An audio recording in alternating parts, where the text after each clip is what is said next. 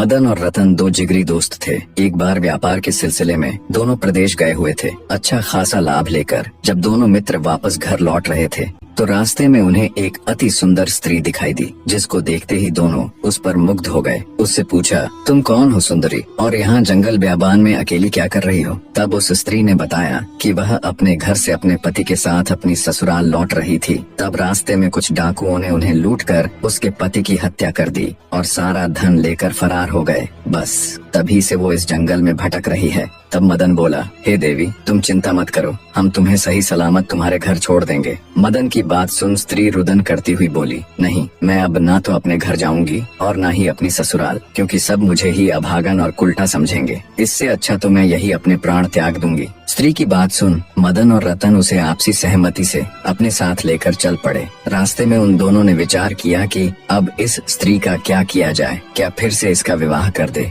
या फिर हम दोनों में से ही कोई एक इसके साथ विवाह कर ले। उन दोनों में से विवाह वाली बात दोनों मित्रों को ठीक लगी। जब उन्होंने उस स्त्री से इस बारे में पूछा तो वो स्त्री बोली, मुझे तो तुम दोनों ही अच्छे लगते हो। ये सुन दोनों मित्र और अधिक उलझन में पड़ गए। अंततः दोनों ने फैसला किया कि पर्ची डाली जाए, जिसका नाम आएगा वो ही इस युवती के साथ विवाह करेगा। पर्ची डाली गई तो सुंदर स्त्री मदन के हिस्से में आई। मदन ने उससे विवाह कर लिया और दोनों अच्छे से अपना जीवन व्यतीत करने लगे। समय का चक्र घूमा और एक संतान होने के बाद मदन किसी दुर्घटना का शिकार हो गया। मदन के मरने के बाद स्त्री रत्न के पास गई और धन व्यापार में अपना हिस्सा मांगने लगी। पर असल में व्यापार और धन में मदन की कोई भागीदारी नहीं थी, तो रतन ने उसे साफ मना कर दिया। राजा विक्रमादित्य पूरे ध्यान से दैत्य दंभिकासुर की ये कहानी सुन रहे थे। आगे दंभिकासुर बोला तो रतन के मना करने पर वो स्त्री राज दरबार में पेश हो गई। राजा ने जब दोनों पक्षों की बात सुनी तो रतन के हक में फैसला सुनाया और बोला,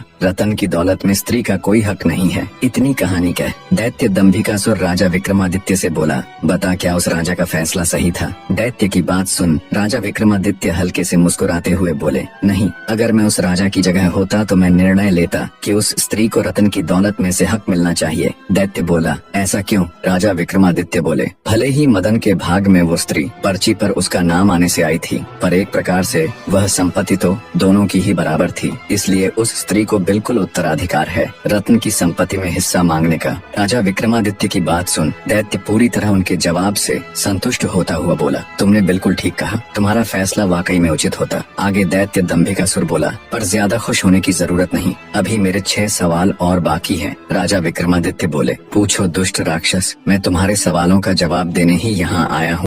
दैत्य